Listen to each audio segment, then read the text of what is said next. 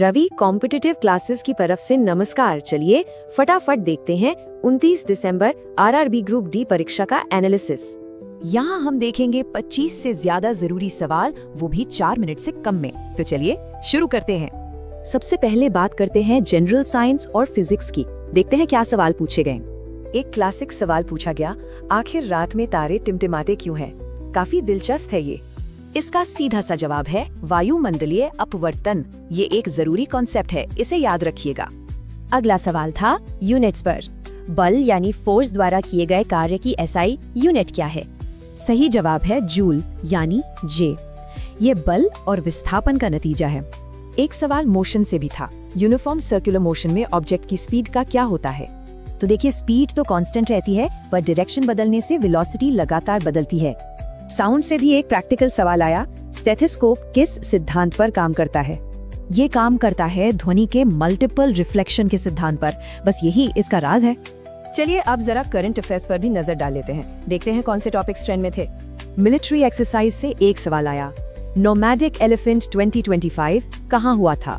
ये हुआ था मंगोलिया के उलन बटार में। ये भारत और मंगोलिया की जॉइंट एक्सरसाइज है। इम्पॉर्टेंट डेज और उनकी थीम तो हमेशा पूछी जाती है। वर्ल्ड एनवायरनमेंट डे 2025 की थीम क्या थी? थीम थी बीट प्लास्टिक पोल्यूशन। काफी रेलेवेंट टॉपिक है ना।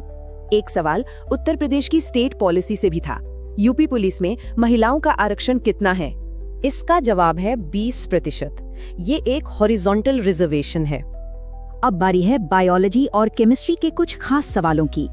बायोलॉजी से एक बेसिक सवाल था, हमारे शरीर में रिफ्लेक्स एक्शन को कौन कंट्रोल करता है? इसका कंट्रोल होता है स्पाइनल कॉर्ड के पास, ताकि रिएक्शन एकदम तेज हो। केमिस्ट्री से एक रिएक्शन बेस्ड सवाल था, ब्लैक कॉपर ऑक्साइड और एसिड का क्या रिएक्शन होता है? देखिए, ये एक न्यूट्रलाइजेशन रिएक्शन है। इससे कॉपर सल्फेट बनता है और सॉल्यूशन नीला हो जाता है। एक जरूरी सवाल इंडिया के एनवायरमेंटल डेटा से भी था।